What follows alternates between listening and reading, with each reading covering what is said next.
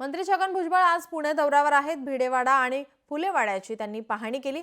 भिडेवाड्याच्या सुरू असलेल्या बांधकामाचा त्यांनी आढावा घेतला आहे।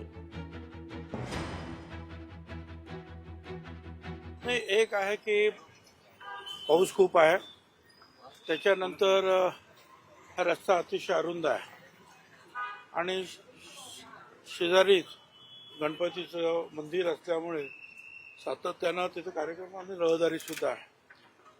अशा ह्या सगळ्या ऑर्ड्समध्ये जे आहेत अडचणीत ते आपण काम करतो आहोत। ज्यावेळी आपण बेसमेंट घ्यायला गेलो त्याला शेजारची जी इमारत आहे त्यामुळे त्याला पूर्णपणे जे आहे कॉन्क्रीट स्टीलचं जे आहे सपोर्ट देण्याचं काम केलं, नाही तर त्या इमारतीला परत धोका निर्माण झाला असतो, त्याचा परिणाम इकडे सुद्धा झाला असता। त्यांचं असं म्हणणं की आम्ही 1 महिन्यामध्ये हे जे स्ट्रक्चर जे आहे त्याची फ्रेम जे आहे पूर्णपणे उभी करू, मग आतलं काम जे आहे आमचं ते चालू राहील।